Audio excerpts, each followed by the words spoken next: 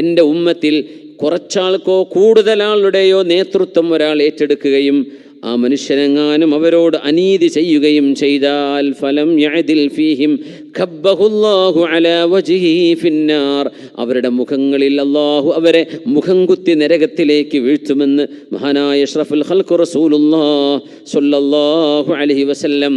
അല്ലാഹു നീതിയുടെ വക്താക്കളാവാൻ അല്ലാഹു നമുക്ക് തൗഫീഖ് നൽകട്ടെ. അല്ലാഹു നീതിമാനാണ്, അദിലാണ്. ലാ തസിറു വാസിറത്തും വിസ്റ ഉഖറ, മറ്റൊരാൾ ചെയ്ത തെറ്റിന് നിങ്ങൾ അല്ലാഹുവിനോട് മറുപടി പറയേണ്ടതില്ല. നിങ്ങൾ ചെയ്തതിനാണ് നിങ്ങൾ മറുപടി പറയേണ്ടതുള്ളൂ.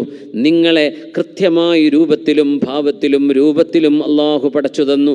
നിങ്ങൾക്ക് ആവശ്യമായതെല്ലാം ഈ പ്രപഞ്ചത്തിൽ കൃത്യമായും അല്ലാഹു നീതിയുക്തമായി ഇവിടെ അല്ലാഹു വെച്ചിട്ടുണ്ട്. ശ്വസിക്കാനുള്ള വായു മുതലാളിക്ക് മാത്രമായിരുന്നെങ്കിൽ സത്യത്തിൽ അതിൻ്റെ കപ്പാസിറ്റി എല്ലാവർക്കും അല്ലാഹു നൽകി. അവർ ഉപയോഗിച്ചു. ഉപയോഗിക്കാത്തവരുടെ ഫ്രഷായിട്ട് കിടക്കുകയാണ് അവിടെ. അല്ലാഹു എല്ലാം നീതിയുക്തമായിട്ടാണ് ചെയ്തത്. ഈ പ്രപഞ്ചത്തിലുള്ളത് മുഴുവനും ബിസ്മില്ലാഹിർ റഹ്മാനിർ റഹീം.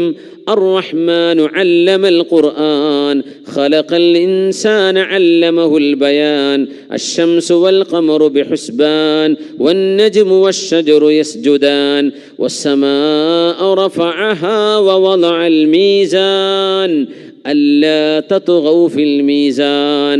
ആകാശഗംഗയെ പ്രപഞ്ചത്തെ മുഴുവൻ അല്ലാഹു നീതിയോടെ സംവിധാനിച്ചിരിക്കുകയാണ്.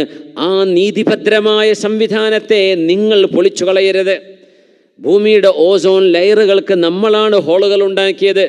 അല്ലാ തത്ഗൗ ഫിൽ മീസാൻ, ഞാനുണ്ടാക്കി വെച്ച ഭൂമിയുടെ ഭദ്രതയെ, അന്തരീക്ഷത്തിൻ്റെ ഭദ്രതയെ, പ്രപഞ്ചത്തിൻ്റെ കൃത്യമായ നിലനിൽപ്പിനെ നിങ്ങൾ തടസ്സപ്പെടുത്തരുത്. അല്ലാഹു പറയാണ്, ആകാശലോകങ്ങളെ നീതിയുക്തമായിട്ടാണ് അല്ലാഹു സംവിധാനിച്ചത്. എല്ലാം അല്ലാഹുവിൻ്റെ അദിലാണ്. അല്ലാഹു നീതിമാനാണ്.